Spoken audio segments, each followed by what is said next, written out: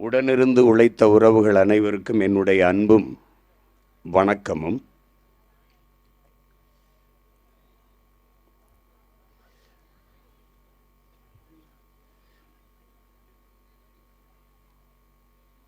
இது கனவு திருவிழா என்று நடத்தப்படுகிறது.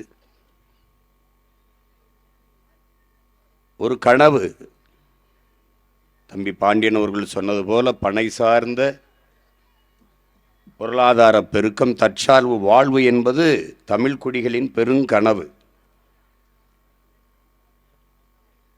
இந்த பனையை ஒரு அற்ப உயிராக பார்க்கிற ஒரு போக்கு இங்கே இருக்கிறது. தமிழர்களுடைய தேசிய மரமே பனைதான். இன்றும் தமிழ்நாட்டில் தமிழருடைய நாட்டு மரமே பனைதான்.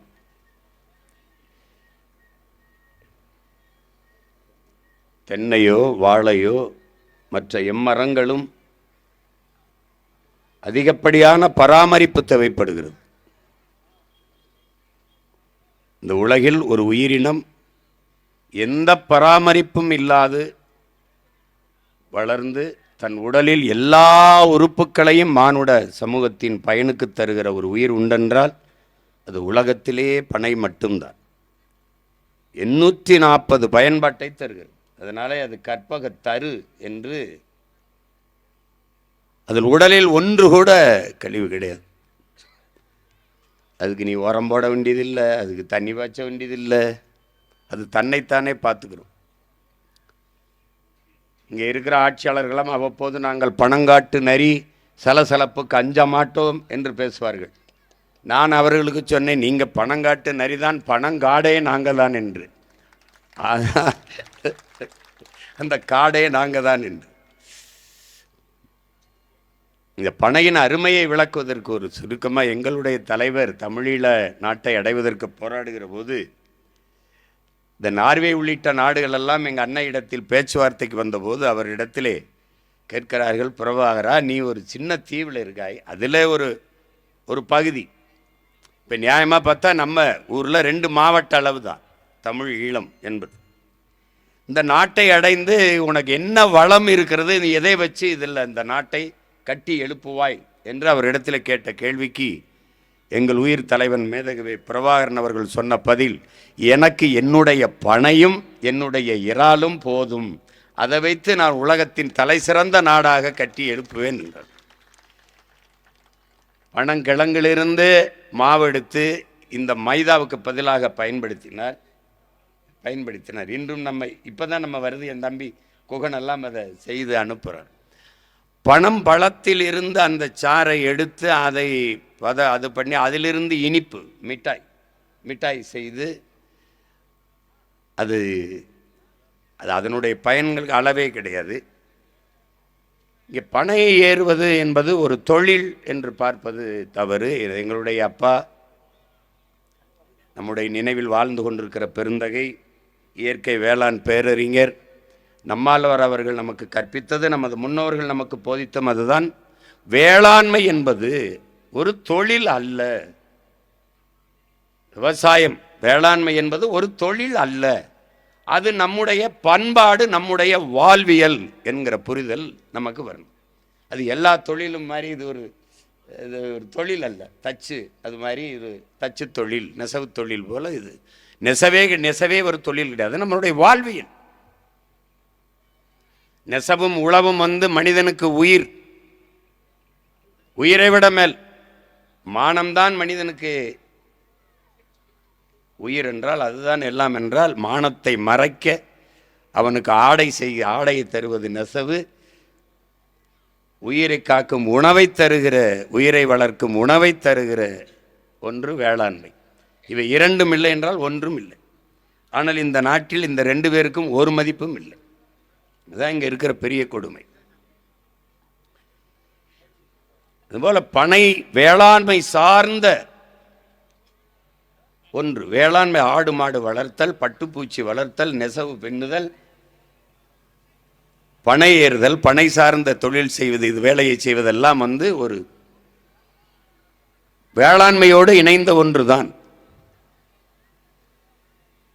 இங்கே நம்முடைய பாண்டியன் சொன்னது போல பனையை அழிக்க வேண்டிய, பனையின் அவசியத்தை, அதன் தேவையை ஒழிக்க வேண்டிய அவசியம் இவர்களுக்கு இருக்கிறது. இவர்கள் எப்படி நுட்பமாக அதை அழிக்கிறார்கள் என்றால், முதலில் மாடுதான் உழவுக்கு பயன்பட்டு கொண்டிருந்தது. மாடு அகல உழுவதை விட ஆழ உழுவது மேல் என்று நமது முன்னவர்கள். இப்போ நீங்கள் நல்லா கவனிச்சிட்டிங்கன்னா 60 கிலோ எடை இருக்கிற ஒரு மனிதன் தொடர்ந்து இதில் நடந்தால் அந்த இடத்துல எதுவுமே முளைக்காது. ஆனால் 6 டன் எடையுள்ள ஒரு டிராக்டர் வச்சு உழுதால் அந்த இடத்துல என்ன முளைக்கும் என்று பாருங்கள். நன்கு இறுகி கட்டிப்பட்ட இடத்தில் புல்லு புண்டு தான் முளைக்குமே ஒழிய பயிர் செடி கொடிகள் முளைக்காது. அப்படி இருக்கும்போது மாடு வைத்து உழுது கொண்டிருந்தவன் இந்த உழவு எந்திரத்தை கண்டுபிடிக்கிறான், டிராக்டரை. அதை சந்தைப்படுத்துவதற்கு அவனுக்கு இந்த மாடுகளை ஒழித்தால் தான் இந்த டிராக்டரின் அவசியம், அந்த தேவை அதிகரிக்கும். அந்த பயன்பாட்டுக்கு வருவான் உழவன். அப்போ என்னென்ன பல்லாயிரக்கணக்கான மாடுகளை வாங்கி வெட்டி புதைச்சிடறான். இப்போ இந்த டிராக்டர் எந்திரத்தை விற்பனை செய்கிறதுக்கு வசதியாக இருக்குது. இது நல்லா உழும், அது உழாது, கீரித்தான் விடும். கலப்பை தான் ஆழ உழும், இது அப்படி கீரித்தான் விடும். மண்ணை புரட்டி லேசாக கீறி விடும், அவ்வளவுதான். நீங்கள் இதற்கு பிறகு 2ஆம் உலகப் பொருளை வெடிக்காத வெடி உப்புகளை அவன் உரமாக தயாரிக்கிறான். இந்த மிச்சம் மிஞ்சி போச்சு அந்த வெடி உப்புகள், அந்த வெடி மருந்துகளை என்ன பண்ணுறதுன்னா உரமாக தயாரிக்கிறான். இந்த உரத்தை விற்கிறதுக்கு, சந்தைப்படுத்துவதற்கு அதிக மக்கள் தொகை கொண்ட நாடுகளை தேடுறான். அது இந்தியா மாதிரி நாடுகளை. இதுதான் உலகத்தின் பெரிய சந்தையாக இருக்குது. அதிக மக்கள் தொகை கொண்ட, நுகர்வு கலாச்சாரத்தை அதிகமாக கொண்ட மக்கள் கொண்ட நாடாக இது இருக்குது. எது வந்தாலும் வாங்கி பயன்படுத்தி பார்க்கணுங்கிற ஒரு பெரிய நோய் இந்த மக்களுக்கு இருக்குது. அதோட தன்னிடத்தில் இருப்பதை விட பிறரிடத்தில் இருப்பது உயர்ந்தது என்கிற இழி சிந்தனையும் இந்த மண்ணின் மக்களுக்குத்தான் அதிகம். மொழியா அடுத்தவன் பேசுனது நல்ல அறிவான மொழி, உடையா நம்முடைய விட அவன் உடை நாகரிகமானது, சாப்பாடா நம்முடைய விட அவனுடையது சத்துள்ளது, அது நாகரிகமானது, நிறமா நம்ம கருப்பா இருக்கும் அவன் வெள்ளையா இருக்கிறவன் உயர்ந்தவன். இது ஒரு நோய். இதை அவன் பயன்படுத்தி கொண்டு அந்த வெடி உப்புகளை சந்தைப்படுத்தினான். அதை போட்டால் நன்றாக விளையும் என்றான். நம்முடைய பயிர்கள் ஆள் உயர்ந்து இருக்கும், உள்ளே போனால் தெரியாது. 110, 120 இந்த மாதிரி குழி வலிச்சான், இந்த மாதிரி இது சம்பா, கருடஞ்சம்பா, மாப்பிள்ளை சம்பா, இந்த மாதிரியான பயிர்கள். அப்போ சாஞ்சு கிடக்கும், விளைஞ்சு காற்று எந்த பக்கம் வீசுதோ அந்த பக்கம் சாஞ்சு கிடக்கும். நம்ம குனிஞ்ச அர்த்தம். அப்போ அடி காட்டுக்கு, நடு மாட்டுக்கு, நுனி வீட்டுக்குன்னு ஒரு சொலவிடை இருந்தது. அந்த நடுப்பகுதியை மாட்டுக்கு தீவனமாக வச்சோம். மாடு நம்மோடு ஒரு உடன்பிறந்தான் போரில் உழைத்தது. குப்பையை கொண்டு போய் வண்டியில் ஏற்றி கொண்டு கொட்டுவோம். உழவுக்கு அவனை உழுவான். அறுத்த கருதி அவனை ஏற்றிட்டு வந்து இறக்குவான். அடித்து போட்டதை அவனை காலால் மிதித்து புனையில் பற்றி உதுத்து விடுவான். அந்த வைக்கோலை அவனுக்கு போடுவோம். அப்புறம் நெல்லை நம்ம எடுத்துக்கிடுவோம். நெல்லை எடுத்து அதை குத்தி என்ன பண்ணுவோம், தவிட மாட்டுக்கு கொடுத்துட்டு அரிசியை சோறாக்கி நம்ம சாப்பிடுவோம். சாப்பிட்டு மிச்ச சோறையும் தண்ணியும் அவனுக்கே ஊற்றுவோம். இது ஒரு தற்சார்பு வாழ்க்கையாக இருந்தது. மறுபடியும் உரம் அவனே சாணியாக தந்துடுவான். அதை சேமித்து வச்சு உரக்கடங்களை மறுபடியும் கொண்டு கொட்டுவோம். இப்படி ஒரு வாழ்க்கை முறை இருந்தது. மாடு நம்மோடு இருந்தது. அது நம்மள வாழ்க்கையில் ஒன்றி போனவன், நம்ம உறவு. இன்னும் எங்கள் வீடுகளில் குடும்ப அட்டையில், ரேஷன் கார்டில் மாட்டு பேர் இருக்குது. இன்னும் எங்கள் வீடுகளில் குடும்ப படங்களில் பக்கத்தில் மாடு நின்று படம் எடுத்ததே இருக்குது. 5000 ஆண்டுகளாக நம்மோடு இணைந்து இசைந்து உறவில் ஒருவனாக வாழ்ந்தது. அதனால்தான் கேடில் விழிச்செல்வம் கல்வி ஒருவருக்கு மாடல்ல மற்றையவை என்று வள்ளுவ பெருமகனார் சொல்றார். கல்விதான் மானுடனுக்கு செல்வம், ஆனாலும் மாடும் செல்வம் என்று பாடுகிறார். மாடு மாடல்ல, செல்வம். அந்த மாடை ஒழிச்சால்தான் இந்த ரசாயன உரத்தை, இந்த டிராக்டர், இந்த உழவு எந்திரத்தை விற்பனை பண்ண முடியும். இந்த ரசாயன உரத்தை என்ன, மாடு இருக்கிறவரை ஆடு இருக்கிறவரை என்னன்னும் இந்த இயற்கை உரம் சாணி கிடக்கும், அது குப்பையாகும், அது உரமாகும். அப்போ அந்த உரத்தை ஒழிச்சாதான் இந்த உரத்தை விற்க முடியும். இப்போ அவன் கொண்டாந்து விற்று போட்டான். நம்முடைய பாரம்பரிய நெல் வகை அந்த உரத்தை ஏற்கலை. அப்போ விளைச்சல் வரலை. அப்போ நம்முடைய வேளாண்குடி மக்களின் புகார் என்ன, என்னையா உன் உரத்தை போட்டால் விளையும்னா ஒன்றும் வரலையா அப்படின்னா. அப்போ உன் விதை தப்புன்ட்டான். உன் விதை சரியில்லை, நான் ஒரு விதைதாரன்னு அவன் என்ன பண்ணா, 5008 5020 இந்த குட்டையா பயிர் குனிஞ்சு முட்டிக்கால் போட்டு சாஞ்சறுத்த நெல், குனிஞ்ச அறுத்த நெல் வயலுக்கு உள்ள முட்டிக்கால் போட்டு இருக்கிற உயரத்துக்கு வந்துருச்சு. வரப்புயர நீர் உயரும், நீர் உயர நெல் உயரும், நெல் உயர குடி உயரும், குடி உயர கோல் உயரும், கோல் உயர கோன் உயர்வான்னு அவைவானது பொய்யாயிட்டுது. அப்போ என்ன ஆயிடுச்சு, வரப்பு இருக்கு, நீர் இல்லை, பயிரும் உயரலை, எல்லாம் குட்டையாக போச்சு. அறுத்தா அடி காட்டுக்கு இருக்குது, நுனி வீட்டுக்கு இருக்குது, நடு மாட்டுக்கு இல்லை, மாட்டுக்கு தீவனம் இல்லை, ஒழிச்சான். இப்படி ஒவ்வொன்றா நுட்பமாக அடித்தான். நம்ம என்ன பண்ண, நமக்கு வளர்ச்சி வளர்ச்சி வளர்ச்சி, காதில் தேனை ஊற்றிக்கிட்டே இருந்தான். வளர்ச்சி வேலை வாய்ப்பு, வளர்ச்சி வேலை வாய்ப்பு. அதுதான் அப்பா சொல்கிறார், இந்த பசுமை புரட்சி பச்சை புரட்சி என்பது நாம் வளர்ச்சி விஞ்ஞானம் என்று கருதினோம். அப்புறமா தான் தெரியுது அது விஞ்ஞானம் அல்ல, வியாபாரம் என்று புரிந்து கொண்டோங்கிறார். அதான் உண்மை. அப்புறம் கடைசியா ஆனாலும் இந்த பயமக்க மாட்டை ஒழிக்கிற மாதிரி இல்லை, அப்போ மாட்டை வதைக்கிறார்கள், ஜல்லிக்கட்டுக்கு தடை என்று வந்தார். பாரம்பரிய காளைகளை ஒழித்து விட்டால் இந்த நாட்டு மாடுகளின் இனப்பெருக்கம் ஒளிந்துவிடும். ஜல்லிக்கட்டு இதற்கு பயன்படவில்லை என்றால் காளைகளின் அவசியம் இல்லை, அடிமாட்டுக்கு வித்து விடுவான் என்று மாட்டின் மேல் அக்கறை இருப்பது போல காட்டி மாட்டை அழிக்க முடிவெடுத்தார்.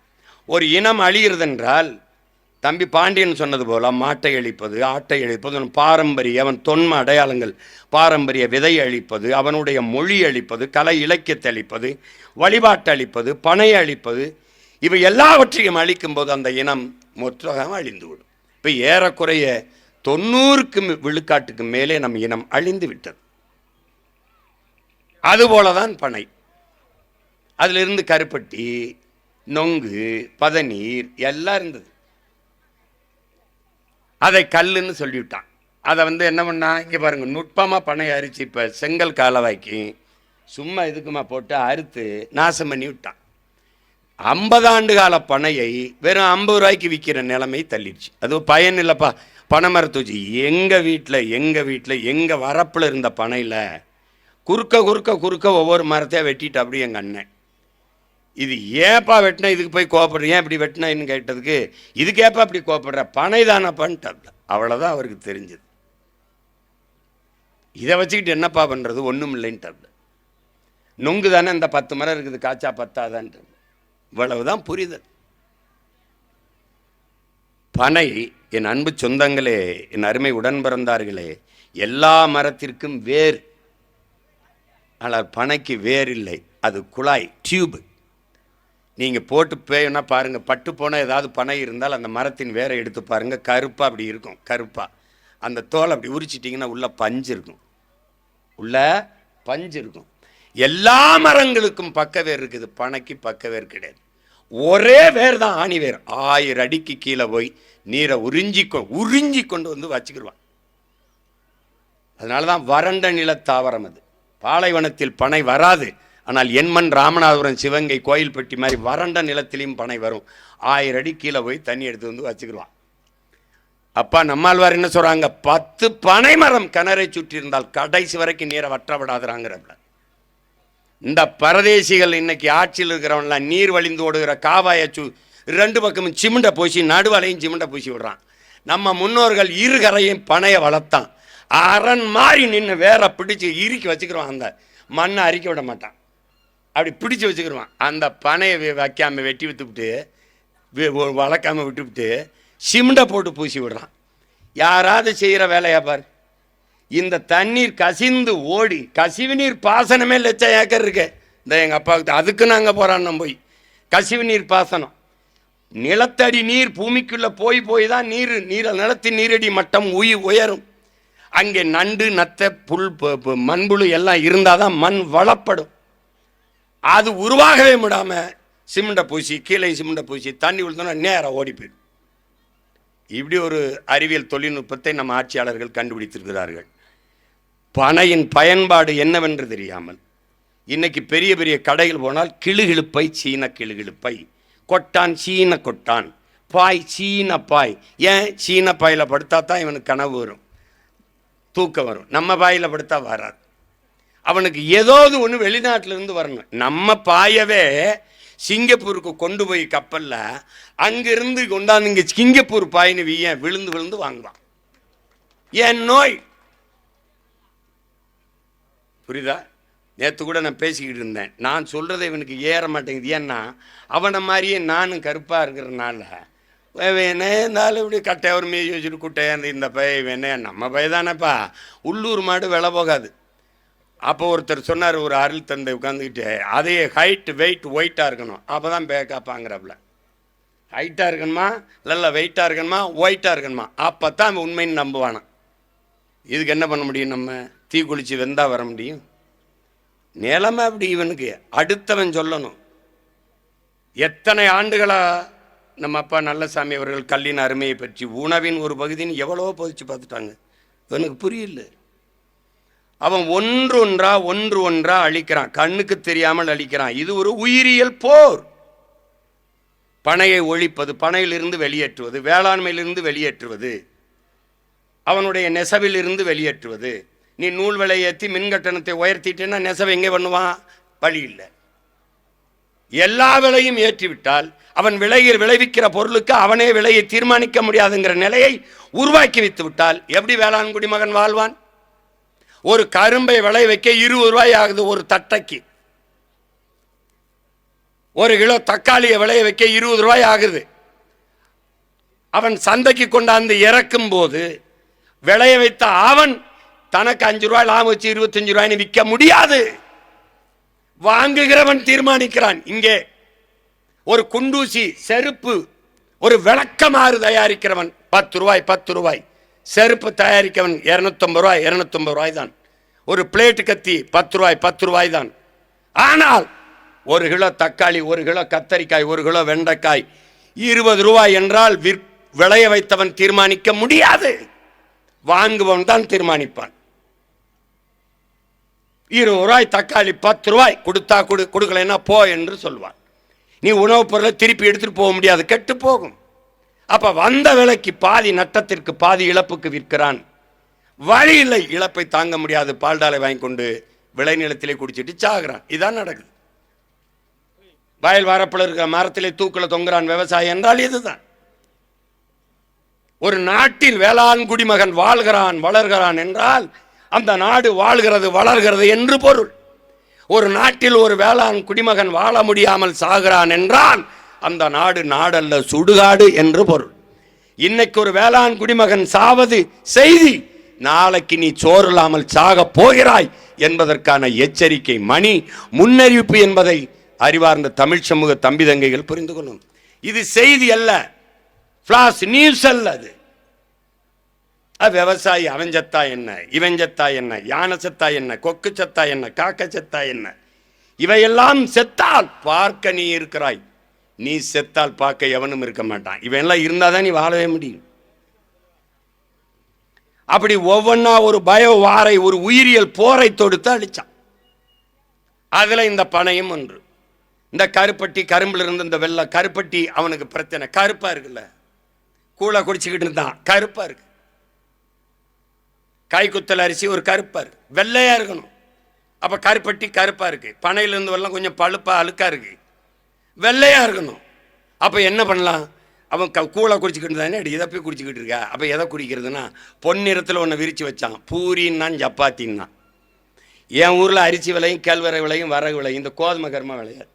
அப்போ பல்ல விளைக்கிட்டு பசியோட வாயை பொழந்துக்கிட்டு இருந்தால் வேற ஊர்லேருந்து வரணும். என் பொருளாதாரம் அங்கே போயிட்டுது. ஏன்னா உணவு அவசிய பொருள், அவசிய தேவை வேற ஊருக்கு போயிட்டுது. இப்போ கருப்பட்டி விட்டுட்டு வெள்ளையாக இருக்கணும்ல, சீனின்னு ஒரு சர்க்கரை, வெண் சர்க்கரை கொண்டாந்தான். சீனி கண்ட கண்ட ரசாயனத்தை போட்டு வெள்ளையாக்கினான். அதை சாப்பிட்டவொடனே என்ன ஆயிடுச்சு? நிலத்தில் விளைய வேண்டிய சர்க்கரை உடம்புல விளைய ஆரம்பிச்சிட்டது. 30 வயசுக்குள்ள 400 சர்க்கரை எனக்கு இருக்கு, 300 சர்க்கரை இருக்கு அப்படின்னு. அன்னைக்கெல்லாம் எங்கேயாவது ஒருத்தருக்கு சர்க்கரை நோய் இருக்கும். இன்னைக்கு பணக்காரன் நோய் எதென்று நாங்களுக்கு அறிவியல்ல 1 மார்க் 1 மதிப்பெண், 1 மதிப்பெண்ணுக்கு கேள்வி வந்தது. படித்தவங்களுக்கு தெரியும், 1 மதிப்பெண்ணுக்கு பணக்காரன் நோய் எது என்று எங்களுக்கு ஒரு கேள்வி வந்தது. அந்த கேள்வியில் வந்து நாங்கள் சர்க்கரை நோய் என்று எழுதுவோம், அதுக்கு ஒரு மதிப்பெண். அதுக்கப்புறம் கல் குடித்தவன் தள்ளாடுவது ஏன் எங்களுக்கு கேட்பான். சிறுமுளை பாதிக்கப்படுவதா, அது தள்ளாடுது, இப்படி இப்படி நம்ம பதில் எழுதுவோம். இந்த பணக்காரன் நோய் சர்க்கரை. இன்னைக்கு சர்க்கரை நோய் இல்லாதவன் இந்த கூட்டத்திலே இருக்க முடியாது. ஏன்னா பரம்பரை நோயா, பரம்பரை சொத்து மாதிரி பரம்பரை நோயாக கடத்தப்படுது. காரணம் இந்த ரசாயன உணவுப் பொருள்கள், ரசாயனம், இந்த இனிப்பு, இந்த சர்க்கரை இதுகளை சாப்பிட்றதுனால வந்துட்டுது. அதை சந்தைப்படுத்த கருப்பட்டியை ஒழிச்சான். பனை ஏறுறத கேவலமாக பார்த்தான். பனை ஏறுறத இங்கே இப்போ பாண்டியன் சொன்னாப்புல பாருங்க, இங்கே கல் மது, அவங்க சொல்கிறபடி கல் மது சரி ஏற்போம். உங்கள் டாஸ்மார்க்கில் விற்கிற பீர், பிராண்டி, விஸ்கி, ரம்மு, ஜின்னு, ஒயினெல்லாம் அதுக்கு பேர் என்ன? அது புனித நீரா, கோயிலில் கொடுக்குற தீர்த்தமானா அதுக்கு பதில் இல்லை. நாம் ஒரு கேள்வி கேட்குறோம். கல் உணவின் ஒரு பகுதி. சான்றே யதார்த்தத்தில் இருக்கிற உணவு முறையில் இருக்க பழக்கங்களே வரும். ஒரு மனிதன் நீ எவ்வளவு நகை பணம் கொடுத்தாலும் போதும்னு சொல்ல மாட்டான்.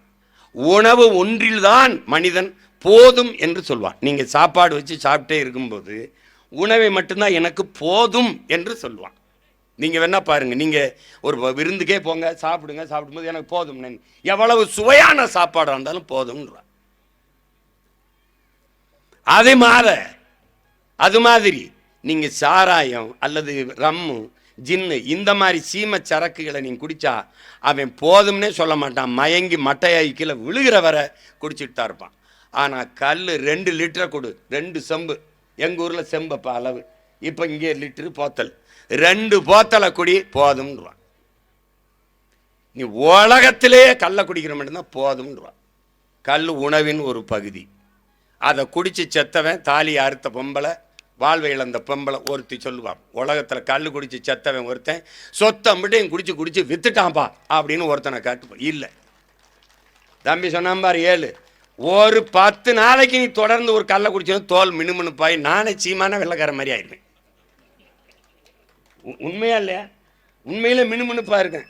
அப்படியே என்னையா மச்சான், என்னையா ஒத்த பண்ண கல் வருக, ஆள் தூக்கலாக இருக்கியா, தோல்லாம் மினுமினுக்குதியா, எங்கள் அண்ணன் திரிக்கிறாப்புல. நாங்கள் போட்டு அடிச்சுட்டேன். நான்லாம் சொல்கிறதுக்கு வைக்கப்படல. நானே எங்கள் அண்ணன் ரவி வரல. காலேஜில் இளையாங்குடி கல்லூரியில் படிக்கிறோம், ஜெயரிஷன் கல்லூரியில் படித்து எங்களுக்கு வேலையே இங்கே பாருங்கள், உலகத்தில் கல்லூரி வாசலில் திறந்தது எங்கள் கல்லூரியில் தான். இந்த ஒரு கல்லூரி வாசலில் கல் கடை.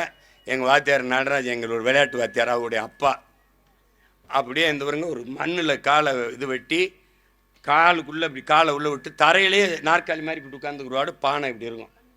வகுப்புக்கு போகும்போது ஒரு செம்பு நல்லா கொஞ்சிக்கணும். போய் அவங்க வாத்தியாரோடு பேசிக்கிட்டு இருக்கிறது அவருக்கு தெரியும், போட்டாங்கன்னு அந்த கல்லுக்கடை. அப்புறம் திருப்பி படத்துக்கு பரமக்குடி ரவி சண்முகா தேடுக்கு போகும்போது ஒரு செம்பு பரோட்டா கறி போடுறது, கபடி விளையாடுறது, இப்படியே இருப்பான். அப்போ இங்கே கல்லூரி விட்டு போகும்போது எங்கள் சூடாக இளையாங்குள்ள சாலையில் வடை போடுவோம், மிச்சரு, பக்கோடா எல்லாம் வாங்கி கட்டிக்கிறோம். நான் எங்கள் அண்ணனும் போனோன்னே ஒரு தம்பி கல் இறங்குவான். இங்கே பாருங்கள், இந்த பனையில் இறங்க 2 பேரும் இங்கே உட்காந்து அவன் இறக்கி எங்களுக்கு வச்சுட்டு போவான். அடுத்த பனையில் ஏறி இறங்குறதுக்குள்ளே இதை முடிச்சுட்டு அந்த பனைக்கிட்ட போய் நிற்போம். அந்த பனையில் இறக்கிட்டு அடுத்த பனைக்கு போவான். அதை குடிச்சிட்டு அடுத்த பனைக்கிட்ட போய் நிற்பான். 13 பனை கல்லை 2 பேரும் குடித்தான். அவன் அருவாப்பட்டியை கல்வி வச்சுட்டு குடுவேறி வச்சுட்டு காலில் விழுந்துட்டான்.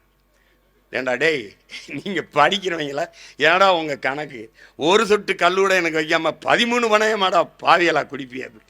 அந்த அளவுக்கு காலில் குடிச்சிட்டு அது ஒரு என்ன சொல்கிறது, அது ஒரு ராஜ வாழ்க்கை. அதை அனுபவிச்சவனுக்கு தான் தெரியும். இந்த படுவாவிய இவன் டாஸ்மார்க் வியாபாரம் படுத்துக்கிறோம்ட்டு கல்லை மதுவாக்கி, கல் மது அல்ல.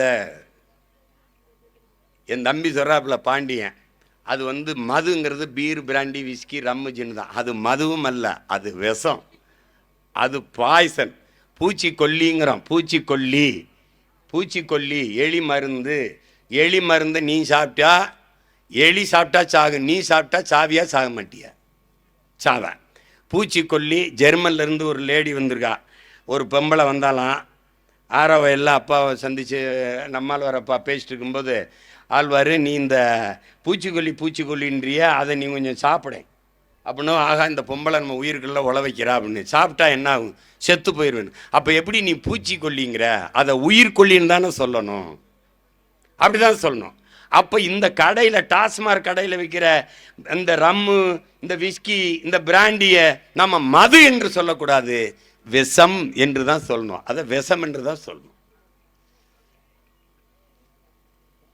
போதையின் பாதையில் செல்லாதீர்கள். உங்கள் அப்பா சொல்லுகிறேன், உங்கள் அப்பா சொல்லுகிறேன், போதையின் பாதையில் செல்லாதீர்கள், செல்லாதீர்கள். எப்படி இருக்கு பாருங்க. வியாபாரி யாரு, கடை முதலாளி யாரு? நான் தான். நான் தான். அவர் தர்றாரு, இந்த அரசு ஏதோ கோச்சுக்கிறோம்னு. 87 இருந்து இந்த அரசுன்னு. இந்த அரசுன்னு தான். இந்த அரசு 2016 தேர்தலை சந்திக்கும் போது, நாங்கள் வந்தால் காந்தி ஜெயந்தி அன்னைக்கு கடையெல்லாம் மூடிடுவோம் அப்படின்னு. என்னங்க நீங்க மூடுற, நீங்களே இப்ப ஒன்றும் இல்லைன்னா இப்படி கேட்டீங்கன்னா வாயை மூடிடுவோம்னு மூடிட்டு போயிடுது. எந்த இந்தியாவை எத்தனையோ முதல்வர்கள் ஆளுகிறார்கள், 28 மாநிலங்கள் இருக்குது. எந்த மாநில முதல்வருக்காவது சாராய ஆலை இருக்குது என்று சொல்லுங்கள் பார்ப்போம்.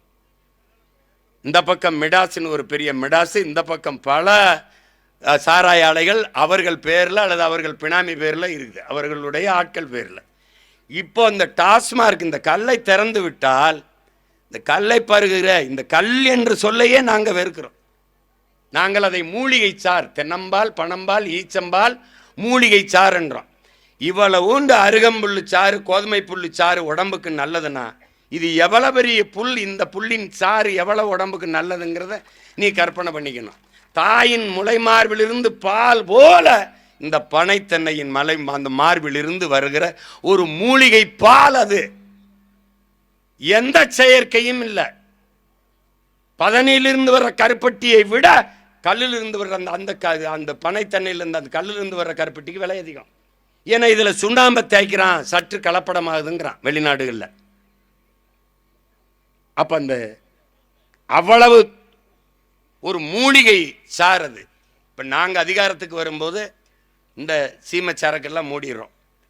உயர்ந்த விடுதிகள், சுற்றுலா தலங்கள், நட்சத்திர விடுதிகள், இந்த ரெசார்ட் அதெல்லாம் இருக்கிற இடங்களை கடற்கரை பகுதியில் வேணால் வச்சுக்கலாம். நீ வேணால் வெளிநாட்டுக்கார பயணிகள் வரும் குடிக்கிறதுக்கு வச்சுக்கோ. ஆனால் பனம்பால், தென்னம்பால், மூலிகை சாறு என்று சொல்லுவோம். கல்லுண்ணாமை பற்றி எங்கள் பாட்டன் பாடிட்டாருன்றான். வேணாம் கல்லுங்கிற சொல்லு வேணாம்பா, கல்லுங்கிற வேணாம், மூலிகை சாறு. நான் கேட்டேன் பாண்டியன்ட்ட, நமக்கு பனை கொஞ்ச காலம்தான் வருது, 3 மாதம்தான் வருது, தென்னை மரம் வருது, ஆனால் போதுமான அளவுக்கு ஈடு கட்ட முடியாது. அப்போ என்ன பண்ணலான்னா ஈச்சையை வளர்த்துடலாம் அப்படின்னாப்புல. அப்போ நாங்கள் ஒரு திட்டம் வச்சுருந்தோம். எங்களுடைய 2016 ஆட்சிக்கு வந்தால் எப்படி ஆட்சி நடத்துவோங்கிற ஒரு வரைவை கொடுத்துருக்கேன். அதில் பல கோடி பனை திட்டம், 10 ஆண்டு பசுமை திட்டம்ங்கிற ஒரு திட்டத்தை நாங்கள் கொடுத்துருக்கோம். அந்த திட்டத்தில் பாண்டியன் சொல்கிறார்ல, அங்கங்கே பனை விதைகள் நடப்பட்டு மரங்கள் வளர்க்கப்பட்டு வருகிறதுன்னு, அதில் எங்கள் பிள்ளைகள், சுற்றுச்சூழல் பாசறை பிள்ளைகள், நாம் தமிழர் பிள்ளைகளுடைய பங்களிப்பு பெருசு பெருசு. அதில் இங்கே கதிர்காமெல்லாம் வந்திருக்கான், அவன்லாம் தினம் அந்த பனை விதையை நடுறதான் அவனுக்கு வேலையே. நானே நட்டேன், நாங்களாம் நட்டோம். எங்கள் வெண்ணிலாலாம் நாங்கள் கூட்டிகிட்டு போய் நட்டோம் பனை விதையில். ஏன் இலங்கையிலிருந்து கூட யாழ்ப்பாண பனையெல்லாம் கொண்டு வந்து நாங்கள் நட்டோம். அப்போ பாண்டியன் சொல்கிறது, இன்னைக்கு நான் நடுறது எனக்கு பயன்படுமான்னு தெரியாது, ஆனால் ஒன்று நாங்கள் செய்வோம், இந்த இருக்கிற பனையை எப்படி பயன்படுத்துவது என்று என் இளைய தலைமுறை பரம்பரைக்கு கற்பித்து விட்டு நாங்கள் இல்லாது போனால் கூட அடுத்து வருகிற இந்த பனையை, தென்னையை பயன்படுத்தி என் பிள்ளைகள் பொருளாதாரத்தில் தற்சார்படைந்து நிமிர்வார்கள். அதில் எந்த சந்தேகமும் இல்லை. 1 கிலோ கருப்பட்டி 1000 ரூபாய்க்கு விற்கிது அமெரிக்காவில். எல்லாரும் இயற்கை உணவுக்கு திரும்ப நினைக்கிறான். ஆனால் அந்த இயற்கை உணவில் உற்பத்தியில் மக்கள் தொகை எண்ணிக்கைக்கு ஏற்ப ஈடு கொடுக்க முடியல. அப்போ என்ன பண்ணுறான், விதையை மரபணு மாற்றுறான். 1 கிலோ கத்தரிக்காய் வாங்கினோம்னா 10 காய் கத்தரிக்காய் இருக்குது 1 கிலோக்குன்னா, அவன் அதை விளைய வைக்க தயாராக இல்லை. மரபணுவை மாற்றி ஒரே காயை 1 கிலோவாக மாற்றுறான். இப்போ நீங்கள் மிளகா, பச்சை மிளகா எப்படி இருக்கும்? இப்போ இவ்வளோ பெருசு இருக்குது ஒரு பச்சை மிளகா. ஆமாம், சுரக்காய் எப்படி இருக்கும்? குடுவை தயாரிக்கிற மாதிரி நம்ம சுரக்காய். இப்போ நீ பாண்டியன் அந்த பனையேறி இடுப்பில் போட்டிருக்க குடுவை எங்கேயாவது நீங்கள் சுரக்காய் இப்படி விளையுதா? நீங்கள் எங்கே, நாங்கள்லாம் விளைஞ்சு வரும்போது ஒரு காயை நாம் பொறுக்கு விதை மரபினர் நாம் எப்படி பொறுக்கு விதை மதன்னு இருப்பார். இப்போ தோட்டத்தில் கத்தரிக்காய் விளைய வச்சுருப்போம், அதில் சிறப்பாக பெருசாக காய்க்கிற கத்திரிக்காயை பார்த்து அதை விதைக்கின்னு ஒரு துணியை கட்டி விட்டுருவோம், மறந்து கூட பறிக்க மாட்டோம். முருங்கைக்காய் புடலங்காயில் விதைக்கின்னு ஒரு துணி அப்படி கட்டி விடுவோம், விதைக்கு கட்டி இருக்குது அப்படிங்கிறது சாதாரணமாக எல்லாருக்கும் தெரியும். அந்த விதை வீரியமானதாக அதை வச்சுருவோம். மிளகாயும் அப்படித்தான். அதே மாதிரி மாடு, நீ ஜல்லிக்கட்டு மாடு, இந்த கிடா சண்டை, சேவல் சண்டையெல்லாம் விடுறது எதுக்குன்னு நினைக்கிற? கிடாயை மோத விட்ட பரம்பரை. ஏன் மோத விட்டான்? அது வேடிக்கை அல்ல, விளையாட்டல்ல. அதில் வென்ற கிடாய் இனப்பெருக்கத்துக்கு இருக்கும், தோற்ற கிடாய் கரியாயிரும். சேவல் சண்டை, வென்ற சேவல் உயிரோடு இருக்கும் இனப்பெருக்கத்துக்கு, தோற்ற சேவல் குழம்பு அடுப்பில் கொதிக்கும். அப்போ ஆடு மாடு கோழியில் கூட வீரத்தை கடத்தின பரம்பரையில் வந்த மரபு தமிழன் மரபு என்பதை நாம் மறந்து விடக்கூடாது. அந்த பொறுக்கு விதை மரபினர். அப்படி சொரக்காய் காய்ச்சிருக்கும் போது இதை சொரக்குடுவைக்கு விடுவோம் அப்படின்னு அந்த பார்த்து அதை நல்லா அங்கேயே முத்த விட்டு எடுத்துக்கிட்டு வந்து கழுத்தை அப்படி வெட்டிட்டு, தலை வெட்டிட்டு, வைக்கோலை வச்சு சுற்றி அதுக்குள்ளே செருகி வச்சிட்டோம்னா உள்ளே இருக்கிறது அழுகி அந்த விதையெல்லாம் விழுந்துடும். அதை அப்படி கொட்டி அப்படி சுரண்டி காய வச்சு தண்ணியை ஊற்றி நல்லா இது பண்ணி அதுக்கப்புறம் அப்படி அறுத்து அழகுபடுத்திட்டு கழுத்தில் கயிறை போட்டு அதை குடுவையாக்கி தேன் எடுக்க, பதநீர் இறக்க எல்லாத்துக்கும் பயன்படுத்தணும். இன்றைக்கி அப்படி ஏதாவது சுரக்க பெற அம்மி குழவி மாதிரி இப்படித்தான் இருக்குது சுரக்க. ஏன் மரபணும் மாற்றிட்டான். இப்படி எல்லாவற்றையும் மாற்றி மாற்றி அழித்து வந்தவன் இந்த இனத்தை அழிப்பதற்கு அவனுடைய ஒவ்வொரு அடையாளங்களாக சிதைத்து அழித்து வந்தவன். அதில் ஒன்றாக பனை, அவனுடைய பாரம்பரிய பனையை கை வச்சு அழிக்கிறான். இப்போ நமக்கு ஒரு அதிகாரம். இப்போ கல் அதில் இருக்கு. கல் நம் உணவின் ஒரு பகுதி, கல் நம் உணவு, கல் நமது உரிமை. அப்படி தான் நம்ம இந்த திருவிழாவை, இது திருவிழா என்று சொல்வதை போல உரிமை கோரும் விழா என்று தான் நம்ம இதை எடுத்துக்கிறோம். அப்படி தான் இதை எடுத்துக்கணும். இப்போ இதில் தொடர்ந்து இப்படியே நம்ம போராடி கொண்டு இருக்க முடியாது. கல்லுக்கு தடையை இந்த அரசு நீக்கவில்லை என்றால், தடையை விதிக்காத ஒரு அதிகாரத்தை உருவாக்குவதற்கு வேளாண் பெருங்குடி மக்கள் தயாராக வேண்டும். அது இல்லைன்னா வழி கிடையாது. சும்மா ஒவ்வொரு ஆண்டும் ஒரு நாள் கூட்டி இதே இடத்துல கூட்டத்தை போட்டு கல்லறைக்கு அனுமதி கொடு, கல்லறைக்கு அனுமதி கொடு, கல் இருக்கு. எங்கள் ஊரில் கல் இருக்கு, நான் சொந்தக்காரனை பிடிச்சிட்டு போயிட்டாப்ல. நான் எங்கள் அண்ணனை கூப்பிட்டேன், வா போலீஸ் ஸ்டேஷனுக்கு போகணும்னு. என் ஊர் திசை பக்கம் போனீங்கன்னா ஸ்டேஷன் இருக்காது, பேர் தெரிஞ்சிருவேன்ட்டேன். இது வேலை சேட்டை. பக்கத்தில் இருக்க டாஸ்மார்க்கில் குடிச்சிட்டு தாலி ஏற்றிட்டு போகிறான், கொலையை வெட்டிட்டு கழுத்தை வெட்டி கொண்டுட்டு போகிறான். அதை தடுக்க துப்பு இல்லை. இந்த மாதிரி ஒரு அரசு எங்கேயாவது பாரியா? நீ குடிக்க போகும்போது காரில் போகலாம், குடிச்சிட்டு கார் வெட்டி வரக்கூடாது. குடிச்சிட்டு கார் வெட்டி போகக்கூடாது. ஓரத்தில் நின்றுக்கிட்டு இங்கே வா ஊது 1000 ரூபா பெனால்ட்டி. இதெல்லாம் நல்லா ஊதுவான். உள்ள தீவிரவாதி இந்த சுடும்போது வேடிக்கை பார்த்துட்டு நின்றுடுவான். இதெல்லாம் பரிச்சை எழுத போகிற நம்ம பிள்ளைய மூக்குத்தியில் விட்டு மூக்குத்தியில் கொண்டு போகும்னு நினைப்பாப்பா. மூக்குத்தியில் அவ்வளவு பெர்ஃபெக்ஷன். மூக்குத்திக்கில் கூட விட்டு கொண்டு விட மாட்டான். தீவிரவாதி பார்டரில் பரிச்சை எழுத போகிற பிள்ளையை சோதிக்கிறவன் பயங்கரவாதியை உள்ள விட்டான். அவன் துப்பாக்கி எப்படி கொண்டாந்தான் தெரியாது. எப்படிப்பட்ட ஆள்கள் பார்த்துக்க. கால கொடுமை. இதெல்லாம் ஒழிக்கணும்னா ஒரு வழி தான் இருக்குது. ஒவ்வொரு நாளும் போராடி கொண்டு மக்களின் பிரச்சனைகளை அரசு கையில் எடுக்காத போது அதிகாரத்தையும் அரசையும் மக்கள் கையில் எடுப்பதை தவிர வேற வழி இல்லை. அப்படி ஒரு அதிகாரம் உருவாகும் போதுதான் அது மக்கள் அதிகாரமாக மக்கள் ஆட்சியா இருக்கும். இங்கே தேர்தல் அரசியல், கட்சி அரசியல் தான் இருக்கு, மக்கள் அரசியல் இல்லை. இங்கே செய்தி அரசியல் தான் இருக்கு, செயல் அரசியலோ சேவை அரசியலோ இல்லை. இந்த பனையை பயன்படுத்தி பனை சார்ந்த தொழிற்சாலை, தென்னை சார்ந்த தொழிற்சாலை, நிலமும் வளமும் சார்ந்த தொழிற்சாலை. எங்களுடைய அரசு அமையும் போது ஒரு பனை சார்ந்த தொழிற்சாலை இந்த மாதிரி 1000-500 எங்கள் ஆத்தாளப்பன் கையேந்திய நிலையில் இல்லை. அவன் வாழ்விடத்தில் அரசு பணி.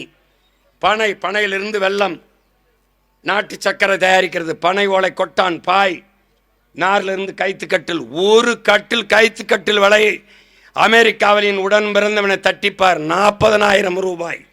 40,000 ரூபாய். உனக்கு எங்கே பொருளாதாரம் இருக்குன்னு தெரியல. நீ சாராய பொருளாதாரத்தில் இருக்க. ஆண்டு ஒன்றுக்கு 50,000 கோடிக்கு சாராயத்தை குடிக்க வச்ச அந்த காசுல இருந்து அரசு நடத்தி கொண்டிருக்கு. இந்த நாட்டில் பாலின் சந்தை மதிப்பு எவ்வளவு இருக்கு? நான் 2016 ஆட்சி வரை கொடுக்கும்போது 3 லட்சம் கோடி, இன்னைக்கு குறைஞ்சது 6 லட்சம் கோடி இருக்கும். பாலின் சந்தை மதிப்பு மட்டும். ஆவின் பால் விற்கிறது அரசு. எங்கே இருக்கிறது? பால் மாடு எங்கே இருக்கிறது? கேள்விக்கு பதில் உண்டா? மாட்டு பாலை அரசு விற்கிறது, மாடு எங்கே? கிடையாது. அப்ப நீ பாலை குடிக்கிறியா? எதை குடிக்கிற? மாடே இல்லாத போது பால் எங்கிருந்து வருகிறது? கேள்வி இல்லை. அப்போ இதையெல்லாம் மீட்டெடுக்க வேண்டியது கல்லு நல்லசாமிங்கிற பெருந்தகையுடையதோ பாண்டியுடையதோ இல்லை, இந்த மண்ணில் பிறந்த ஒவ்வொரு மகனினுடைய பிறவி கடமை பொறுப்பு என்பதை உணர்ந்து நிற்கணும். இது பனையேறிகளுக்கான பிரச்சனை இல்லை, நம் பரம்பரைக்கான பிரச்சனை. பாண்டியன் சொல்ற மாதிரி ஒரே ஒரு சமூகம் மட்டும் பனையேறதில்லடா. இங்கே முடி வெட்டுறவன்லாம் இந்த சமூகம் நினச்சிருக்கான். அமெரிக்காவில் முடி வெட்டுறவன் ஓன் சமூகம் இல்லை. இங்கே நாங்கள் ஆடு மாடு மேய்க்கிறவன்லாம் கோனார்னு நினச்சிருக்கா. அமெரிக்காலையும் ஆஸ்திரேலியாவும் ஆடு மாடு மேய்க்கிறான்டா, அவன் யான் இல்லை. இவன் ஒன்றே நினச்சிருக்கான், அப்படிதான் நினச்சிருக்கான். ஏசுநாதர் எங்கால் கோனார்னு நினச்சிருக்கான், ஆடு மாடு மேய்க்கிறவர்கள் அப்படி தான் நினச்சிக்கிட்டு இருக்கான். நம்மால் இங்கே யாதவன்னு போட்டால் லல்லு பிரசாத்தையும் மொழையாங்க இங்கே யாதவும் அவன் ஆடு மாடு மேய்க்கிறான், நாங்களும் மேய்க்கிறோம். அவன் யாதவன், நாங்கள் கோன். புரியுதா உங்களுக்கு? நான் இஸ்லாத்தை ஏற்றுக்கிட்டேன்னா அவன் அரேபியன், அவன் உருது, நான் தமிழன். ஒரு இறையை ஏற்று நபி மொழியை ஏற்று அதை வழியாக ஏற்று பின்பற்றிருக்கோம், அவ்வளவுதான். இந்த புரிதல் உனக்கு வரணும். ஒரு காலத்தில் இதே இடத்தில், ஒரு காலத்தில் எழுதி வச்சுக்க, விரைவில் இதே இடத்தில் பனை சார்ந்த பொருட்களை தயாரிக்கிற தொழிற்சாலை நிறுவப்படும். அங்கே அங்கே அரசு பணி கொடுக்கப்படும். இப்போ பாண்டியன் சொல்றாருல, அண்ணதை மறந்துரும்னு. உங்களை மாதிரி 100 பேரை தேர்ந்தெடுத்து 100 பேரையும் பேராசிரியராக்கி பனை எப்படி ஏறி பனையிலேருந்து 17 எப்படி இருக்கிறது, கல் எப்படி இருக்கிறது கற்றுக் கொடு. நீ ப்ரொஃபஸர், மற்றவங்களாம் ஸ்டூடெண்ட்ஸு, எவனும் ஏறலாம். அரசு பணி. நான் வேளாண்மை செய்வது அரசு பணியாக்குவேன், ஆடு மாடு வளர்த்தல அரசு பணியாக்குவேன், பனை ஏறுதல் தென்னை மரம் ஏறிதெல்லாம் இருக்குன்னு அரசு பணியாக்குன்னு சிரிக்கிற ஏண்டா? டாஸ்மாக் கடையில் சாராயம் ஊற்றி கொடுக்குறவன், சாரக்கு ஊற்றி கொடுக்குறவன் கவர்மெண்ட் எம்ப்ளாயாக இருக்கலாம். உலக உயிர்கள் இத்தனை பேருக்கு சாப்பாடு போடுறேன் ஆத்தாளப்பன் விவசாயி அரசு வேலையாளர் இருக்கக்கூடாதா? கவர்மெண்ட் எம்ப்ளாயாக இருக்கக்கூடாதா? என்ன இது? எழுதி வச்சுக்க. வேளாண்மை செய்பவன் அரசு பணி, அவனுக்கு 60 வயசில் ஓய்வூதியம், அவனுக்கு ஓய்வூதியம் கொடுப்பான். நீ நினச்சிக்கிற, நீ தம்பி உழுதுண்டு வாழ்வாரை வாழ்வார் மற்றெல்லாம் தொழுதுண்டு பின் செல்வர்னு எங்கள் மூதாதை தந்தல்லைய மறைமொழி பொய் இல்லை. நல்லா கவனிச்சுக்கணும். உழவினார் கைமடங்கின் இல்லை, விளைவதும் விட்டேம் என்பார்க்கும் நிலைங்கிறான். தம்பி பற்றற்று போயிடறான். மண்ணாசை பொன்னாசை மக்களாசை எல்லாம் துறந்துட்டான். எல்லா ஆசையும் துறந்து போன ஒரு ஞானி கூட, ஒரு சாமியார் சன்னியாசி கூட உழவன் கைமடங்கி படுத்துட்டா வாழ முடியாதுங்கிறான். சோர்லைன்னா செத்து போயிடுவேன். நீ இந்த செல்ஃபோன் இல்லாமல் வாழ்ந்துட முடியும், தொலைக்காட்சி இல்லாமல் வாழ்ந்துட முடியும், கார் இல்லாமல் வாழ்ந்துட முடியும், எது இல்லாமல் வாழ முடியும். நீரும் சோர்லைன்னா செத்து போயிடுவேன். அப்போ புரிஞ்சுக்க தம்பி, நீ விண்வெளிக்கு விண்கலத்தை ஏவலாம், ராக்கெட்டை ஏவலாம். அந்த விஞ்ஞானிக்கு சோறு விவசாயி தான் அனுப்பணும்.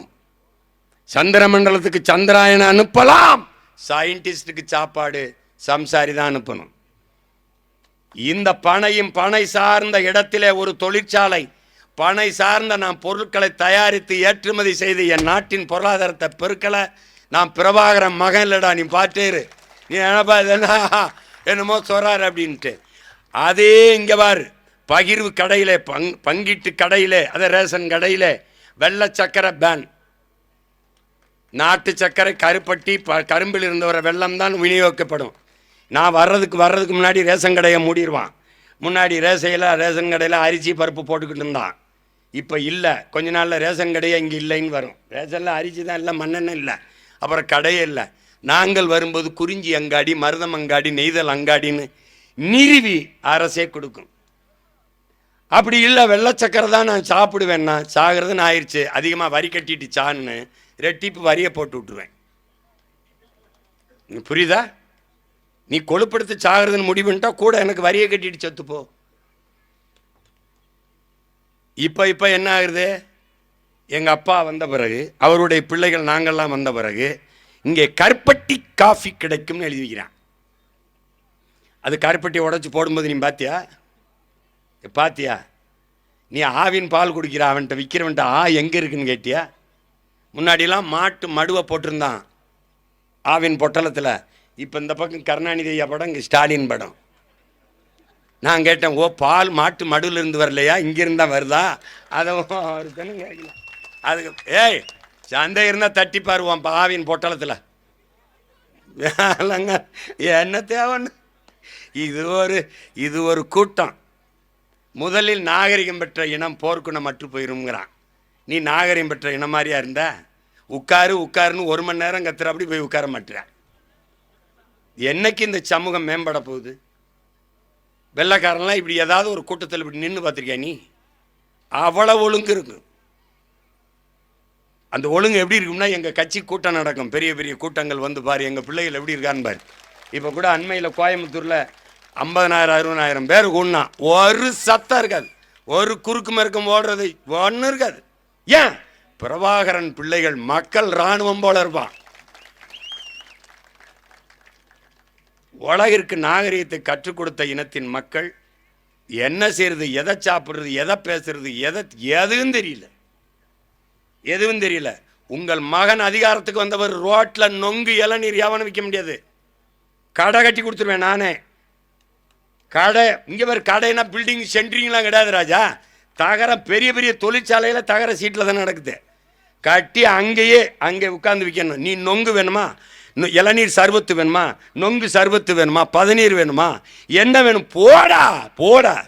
அங்கே நகை வேணும், சொலுக்காஸுக்கு போக தெரியுது, போடா. இளநீ வேணா அங்கே போய் குடிடா, நொங்கு வேணா அங்கே போய் குடி. எங்கால் வெயில்ல செருப்பு குளிர் ஊட்டப்பட்ட ஏசி அறையில் இருக்கு. கத்தரிக்காய், வெண்டைக்காய், முருங்கைக்காய், சுரக்காய், நொங்கு, இளநீர் ரோட்டில் கிடக்கு. உருப்படுமாடா இந்த நாடு? உருப்படுமாடா? காரில் போட்டு மிதிக்கிற செருப்பு. இவர் இந்த செருப்பை புதுசாக ஏசி ரூம்லேருந்து வாங்கி மாட்டிட்டு வருவாப்புல. கார் 2 கோடி வந்து இறங்குவாப்புல. ரோட்டில் முருங்கைக்காய், கத்தரிக்காய். அம்மா இந்த செருப்பு 1500 ரூபா அப்படியே வாங்கிடுவாப்புல. 5 ரூபா குறைக்க மாட்டாப்புல. இங்கே வந்து கீரை கட்டு அளவை 5 ரூபாய்ங்க, கொஞ்சம் பார்த்து போட்டு கொடுங்க, 4 ரூபா கொடுக்குறேன். ஏன்? பாவப்பட்டவன் இவன்கிட்ட பேரம் பேசிகிட்டு இருப்பான். பேரம் பேசி வாங்கி இந்த கத்தரிக்காயை வாங்கி காரில் ஏறி போவாப்புல. போய் வாசப்படியில் 5000 ரூபாய் வாங்கினார்ல செருப்பு, அதை வாசலில் விட்டுருவாப்புல. இந்த ரோட்டில் கிடந்துச்சு இல்லை, இதை அங்கே உண்டி சமையலர் உண்டி கழுவி சாப்பிட்டு உள்ளே போட்டு வயிறு வாழ்வாப்புல. எப்படி எதியில் கிடக்க வேண்டியது குளிர் விட்டப்பட்டதுக்குள்ள குளிர் அங்கே இருக்க வேண்டிய இடத்து ரோட்டில் கிடக்குது. அப்படி தான் உழைக்கும் மக்கள் எல்லாம், வேளாண் பெருங்குடி மக்கள்லாம் ரோட்டில் கிடக்கிறான்.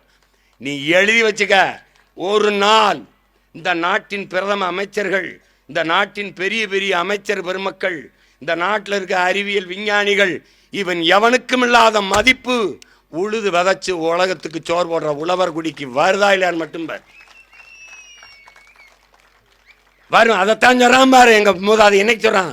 உழுதுண்டு வாழ்வாரை வாழ்வார், மற்றெல்லாம் தொழுதுண்டு பின் செல்பவர் என்றார்.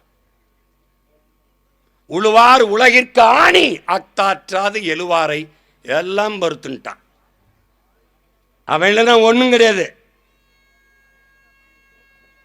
நீ ஒரு பைத்தியக்கார கூட்டம். உனக்கு சரியா படிப்பு வரலைன்னா வாத்தியாரே சொல்றாப்ல, நீ எல்லாம் ஆடு மாடு மேய்க்கத்தான் லாய்க்கணும். அம்பிட்டு கேவலமா போச்சு உனக்கு. என்ன இவெல்லாம் விவசாயம் பண்ணுவேன், இவெல்லாம் ஐயோ பெரியார் மட்டும் வரலன்னா நான்லாம் விவசாயம் பார்த்துருப்பேன். நல்ல வேலை அந்த வராமலே இருந்திருந்தா பல பேர் விவசாயம் பார்த்துருப்பான் இருக்கு. இவன் சொல்றது பெரியார் மட்டும் இல்லை, நல்லா விவசாயம் இருந்திருப்பேன் அப்படின்னு.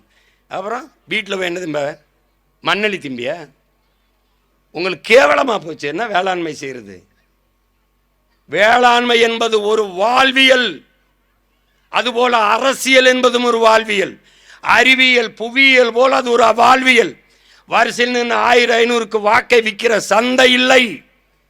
இதை உணராத வரை உனக்கு உரிமையும் இல்லை, ஒன்றும் இல்லை, விடுதலையும் இல்லை, ஒன்றும் இல்லை. எந்த புரிதலும் இல்லை. திருப்பி திருப்பி துன்பத்தை தந்தவனுக்கு அதிகாரத்தை கொடுத்து மறுபடியும் துன்பத்தை பெறுது. அவனுக்கு இன்பம், நமக்கு துன்பம். அவன் தான் செய்ய மாட்டான்னு தெரியுத, அப்புறம் அவனுக்கு ஓட்டு போடணும்? எதுக்கு போடணும்?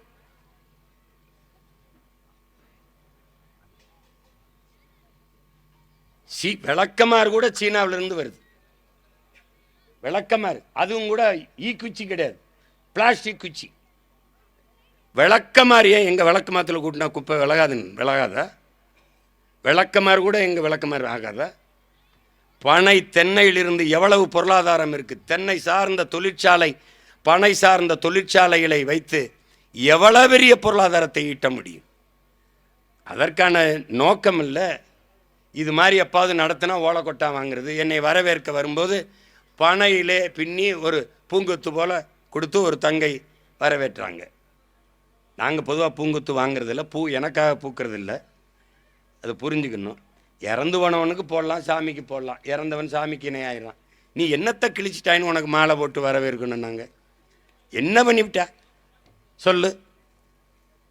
அது பூச்சி, வண்ணத்து பூச்சி, வண்டுகளினுடைய உணவு. அதை பிடுங்கி இவருக்கு போட்டுடணும், மாலையாக போட்டுடணும். இன்னும் சில கொடுமைகள், பெரிய பெரிய தலைவர்கள் வரும்போது கார் சக்கரத்துக்கு பூ போட்டு வரவேட்டதெல்லாம் இருக்குது. அதெல்லாம் இருக்குது, இன்னும் காட்சியாக இருக்குது. அதனால் நாங்கள் மாலைகள் வாங்குறதில்ல, துண்டுகள் போடுறதில்ல. துண்டை போட்டு தான் எங்களை துண்டாக்கி போட்டுவிட்டான். மாலை போடுற அளவுக்கு எங்கள் தோள்கள் வெற்றி தோள்கள் இல்லை. அது மாதிரி எல்லாவற்றையும் மாற்ற வேண்டியது இருக்குது. இது 4வது ஆண்டிலிருந்து பேசிட்டுருக்குறோம் இதே இடத்துல. இப்போ இன்னி 5வது ஆண்டும் பேசணும்.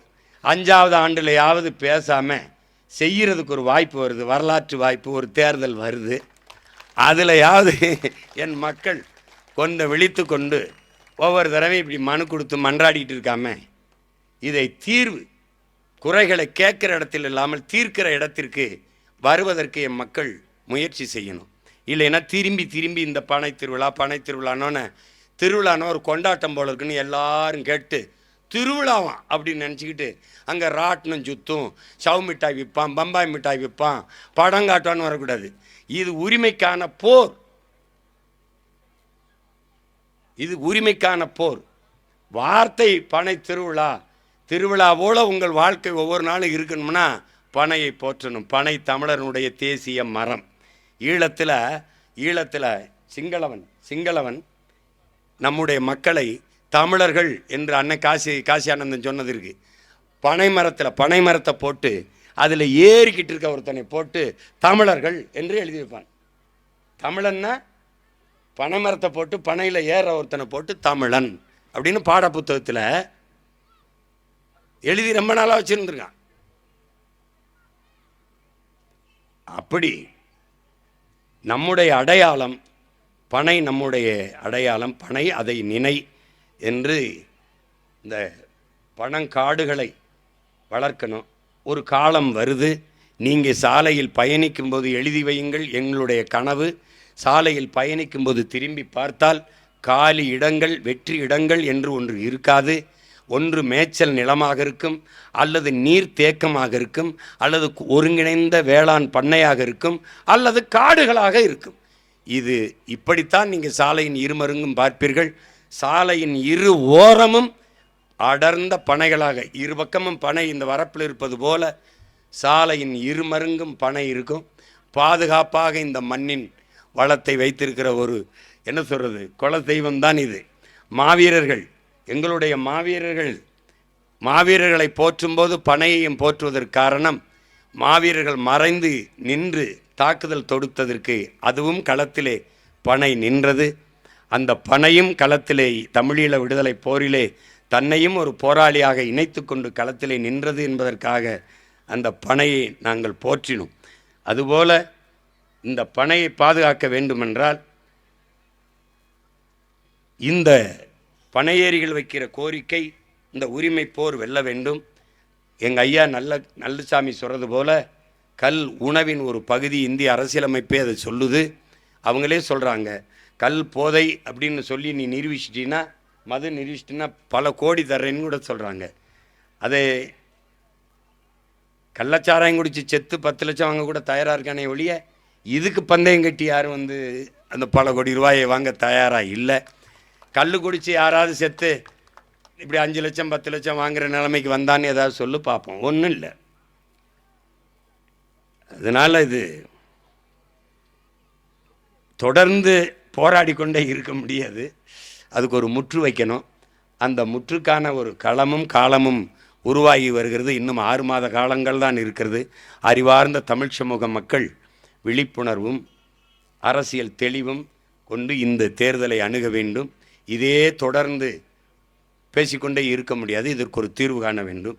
கல் நம்முடைய உணவு, கல் நம்முடைய உரிமை. அதை இறக்குகிற அனுமதியை போராடி பெற வேண்டியது தமிழனாக பிறந்த ஒவ்வொருவருடைய கடமை. அதை செய்ய போராடுகிற ஒவ்வொருவருக்கும் தோளுக்கு தோளாக துணை நிற்க வேண்டியது நாம் தமிழர் கட்சி பிள்ளைகள் எங்களுடைய பிறவி கடமை. அதை தொடர்ந்து நாங்கள் செய்வோம். அதை தொடர்ந்து செய்வோம். ஆமாம். அதில் நான் போன தடவை நீதிமன்றத்திற்கு வரும்போது, செஞ்சிக்கு வரும்போது நான் என்ன சொன்னேன்னா, ஐயா அந்த உரிமையை தான் முழக்கமாக வைக்கிறாங்க. நீங்கள் இருங்க, உங்கள் பிள்ளைகள் போராடி பெறுறோம், தைரியமாக இருங்க. நான் கூட சொன்னேன், இப்போ நீங்கள்லாம் கல் இறக்கும் போது என்ன பிரச்சனையாக இருக்குது, நானே நான் ஏறி கல்லை இறக்குறேன், இந்த காவல்துறை என்னதான் செய்யுதுன்னு பார்ப்போம் அப்படின்ட்டு. அப்போ நான் சொன்னோன்னே எங்கள் அன்னைங்கெல்லாம், தம்பி நம்ம எல்லாருமே சேர்ந்து அருவாப்பேட்டி கட்டிக்கிட்டு ஏறுவோம் ஒரு தடவை அப்படின்னு. இப்போ நான் இப்போ சொன்னேன், பாண்டி பெரிய பனையாக காட்டிடாத, எனக்கு இப்போ பயிற்சி இல்லை, தொடர்ச்சி இல்லை, சின்னதாக ஒரு பனையை காட்டு, நம்ம அறிவித்து சோறுட்டி சீமான் பனை ஏறி கல் இறக்குகிறார். இப்போ இவ்வளோ பேர் நீங்கள் இருக்கீல்ல, இவ்வளோ பேர் போலீஸாக இருப்பான், நீ ஒரு தடவை பாரு நடக்குதான்னு. நான் அகில இந்திய செய்தியாக்கலை, நீ பாட்டேரு ஒரு நாள் கல் இந்த ஓயறதுக்குள்ளே நானே கட்டிக்கிட்டு ஏறி ஏதாவது ஒரு பனையில் இறக்கி, நான் மட்டும் இல்லை என்னோட நிறைய என் தம்பி தங்கச்சியெல்லாம் ஏறுவோம் நின்ட்டாப்ல. நான் கூட அன்னைக்கு ஒரு தங்கச்சி இறக்கி பேசுனதை என் ஸ்டேட்டஸில் தன் படத்தில் வச்சுருந்தேன், பார்த்துருப்பேன்னு நினைக்கிறேன். அது மாதிரி இது செய்யாது. இப்போ நாங்களே ஏறி கல்லிறக்கிற போராட்டத்தை அடுத்து விரைவில் செய்ய இருக்கிறோம். இப்போ அடுத்து ஆடு மாடுகளின் மாநாடு நடத்த இருக்கிறேன். ஆடு மாடுகளின் மாநாடு தென் மாவட்டத்தில் தேனியை மையப்படுத்தி, அது என்ன மாடு ஆடுகளின் மாநாடுன்னு ஒரு தடவை பாரு. மாடு ஆடுகளும் எப்படி மாநாடு போடுதுன்னு ஒரு தடவை பாரு. இந்த மாடு ஆடுகளின் மனச்சான்றாக உங்கள் மகன் நானே பேசுவேன். அப்போவாது இந்த உனக்கு மான ரோசை சூடு சர்ற வருதான்னு பார்ப்போம். அதே மாதிரி நானே பனை ஏறி கல்லை இறக்கி கொடுக்குறேன். அதை குடிங்க, அதில் ஏதாவது குடிச்சிட்டு செத்தா நானே பொறுப்பு. என் மனைவிக்கிட்ட சொன்னேன், ஏங்க உங்களால் முடியாதுங்க, இப்போல்லாம் பயிற்சி இல்லைங்கன்னு. 2 நாள் பயிற்சி எடுத்தாவது ஏறிடுறதுன்னு முடிவு எடுத்துருக்கேன். அடுத்து உறுதியாக பனை இறக்கி செய்கிறது. இதில் ஒன்றும் இழிவில்லை. எந்த வேலையும் செய்யலாம், இழிவல்ல. எந்த வேலையும் செய்யாமல் இருப்பதுதான் இழிவு. பனை ஏறுதல் என்பது நம்முடைய பரம்பரை பண்பாடு, நம்முடைய தொன்று தொட்ட வேளாண்மையின் ஒரு வடிவம். அதனால் அறிவார்ந்த தமிழ் சமூக மக்கள், நீங்கள் பருகிறதுன்னு ஆயிட்டா. என் பிள்ளைகள்லாம் என்ன கேட்குறாங்க, அண்ணே கேரளாவில் போய் கல் குடிச்சிட்டு வரான், புதுச்சேரி போய் கல் குடிச்சிட்டு வரான், ஏனே இதை நம்ம ஊரில் தடை பண்ணி வச்சுருக்காங்க, இதுக்கு நீ ஊர் வழி பண்ண மாட்டியாங்கிறான். பண்ணுறேன் பண்ணுறேன் அப்படின்னு சொல்லியிருக்கேன். அதனால் இதுக்கெல்லாம் ஒரு வழி பண்ணுவோம். கல் நமது உணவு, கல் நமது உரிமை. போராடி பெற வேண்டியது நம் பிறவி கடமை. தொடர்ச்சியாக சற்றும் தளர்ச்சியின்றி கல்லிறக்கிற உரிமையை பெற களத்திலே நிற்கிற பெருந்தகை நம்முடைய ஐயா கல்லு நல்லசாமிக்கும் அவருடைய உடன் நிற்கிற தோழர்கள், வேளாண் பெருங்குடி மக்கள் அனைவருக்கும் இந்த பனையேறி கல் இறக்கிற உரிமையை பெற பனையேரிகளினுடைய பாதுகாப்பு சங்கத்தினுடைய அமைப்பினுடைய தலைவராக இருந்து தொடர்ந்து முன்னெடுக்கிற என் ஆறுயிர் இளவல் என் அன்பு தம்பி பாண்டியன் அவருக்கும் அவருடைய இணையருக்கும் அவர் உடன் நிற்கிற அத்தனை உறவுகளுக்கும் என்னுடைய அன்பும் வணக்கமும். புரட்சி எப்போதும் வெல்லும், நம்முடைய போராட்டமும் ஒரு நாள் வெல்லும். நன்றி, வணக்கம். நாம் தமிழர்.